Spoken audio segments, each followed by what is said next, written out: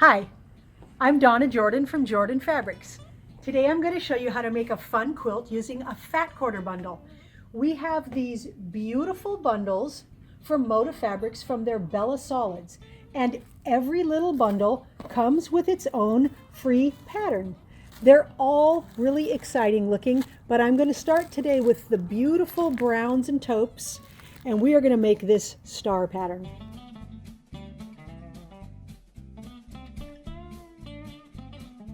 All we need to match the fat quarter bundle is a background color and a little bit darker color for the binding. So we've got those down here. We're going to go with a really light and then probably something just slightly darker for the binding. So let's take these over to the studio and I'm going to show you how to whip this quilt up. This pattern is called Classic Stars and it comes in the bundle for free. We are also going to have it as a free download on our website, so you can just go to free patterns. And we've got all the fat quarters and we just need 3 3/8 yards of the background, and we're going to want to get that all ironed up and get the fat quarters all ironed nice and flat before we cut.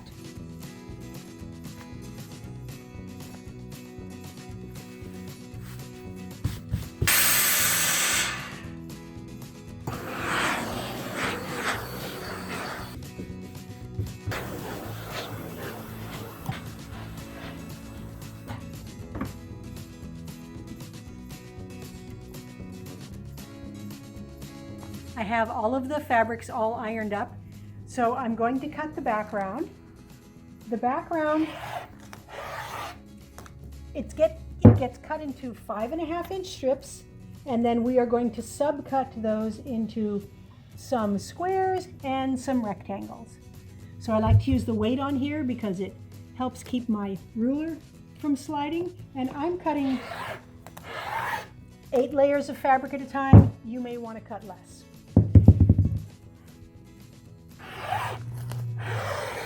Really easy cutting for this pattern. This is all we need for the background. We need some rectangles and we need some squares. Now, from the fat quarters, every fat quarter is cut exactly the same. I can't cut 12 layers at a time accurately. Matt can, but I'm only going to cut 6 layers at a time. So we need some 4.5-inch squares and some 2.5-inch squares. Really, really easy again. So I'm going to get this cut. Then we can start sewing. That's the fun part.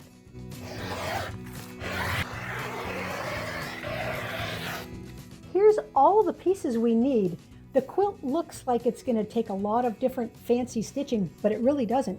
So these ones, we don't have to do anything with those right now. We are going to use the rectangles and the squares. We're going to make 28 of these blocks and 82 of these blocks.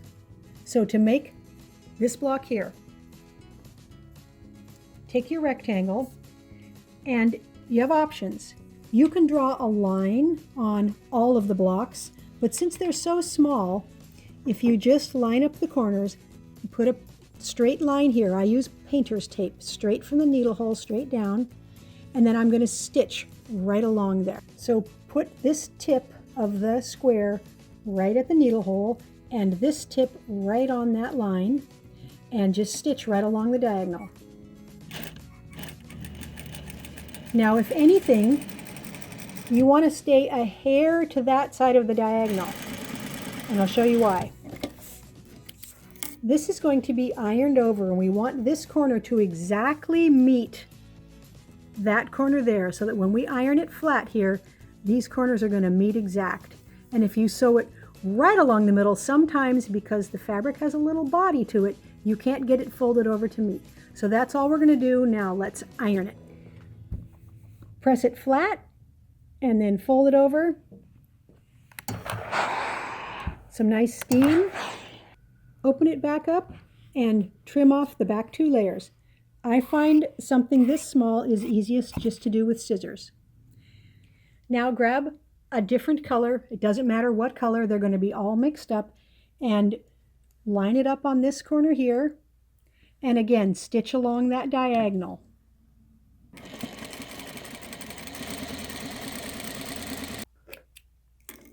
Now we'll iron this one open.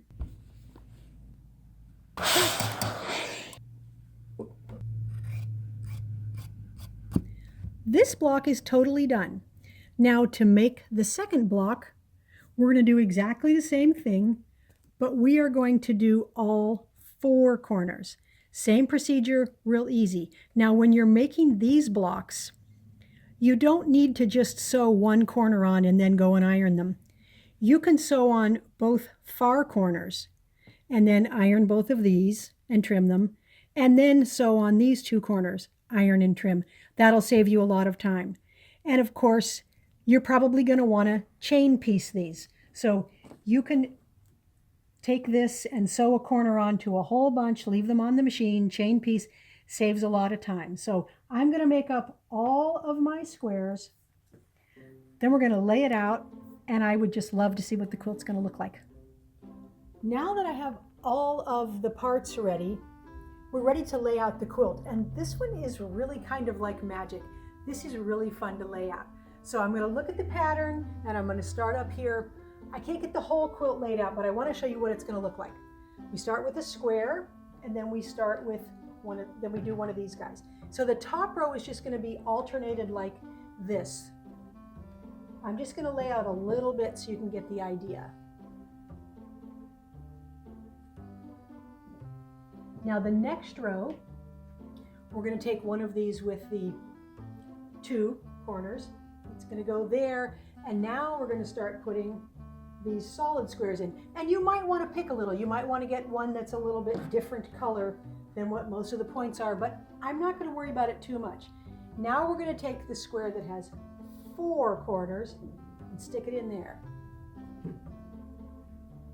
And we'll just keep alternating these the whole way across. Third row, start with a plain corner, and we're just going to keep going with these guys, but now they're long.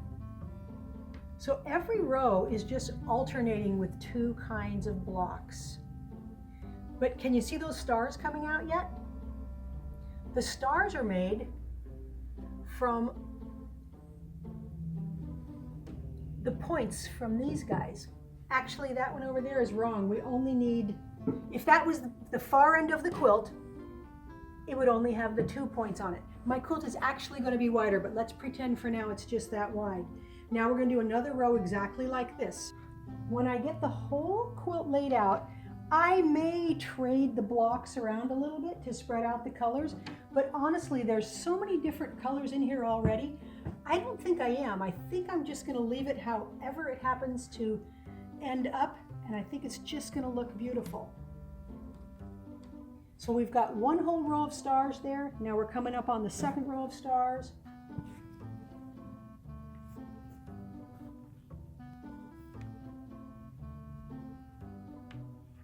Now, if this was the bottom of the quilt, if this was the very last row, we would be finishing off with this block here that just has the 2 on it. I think what I'm going to do is take everything over to the machine and just pick them up in order and not even look.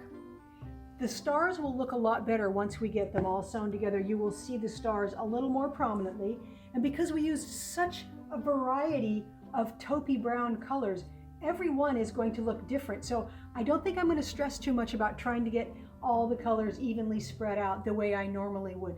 So I'm going to take these over to the quilt and just start stitching them up. I have the quilt on the machine here, and this is one that's a little tricky to pick a thread color that will look really good.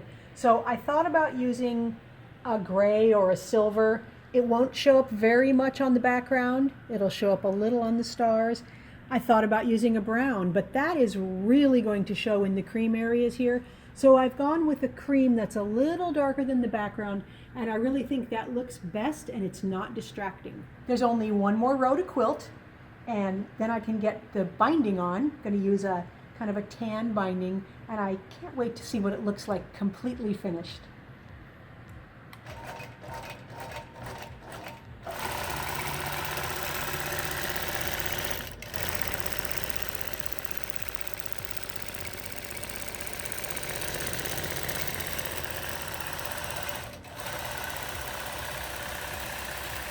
I had a lot of fun making the classic stars quilt. This is not like most of the quilts I make. It's a little more modern looking, a little abstract. Not every star pops out at you because we've got some of those light guys, and I really like that look. I did that overall quilting pattern, and it really looks good with these solids. On the back side, I used a grunge, one of the cream grunge fabrics, and it matches really nicely. This would look just great as a wall hanging, really nice on a couch. Of course, it would look great on your bed. It finished 59 by 77, so it's a generous throw size, and really went together quite quickly. Once I had all of these guys sewn on, the quilt went together really fast.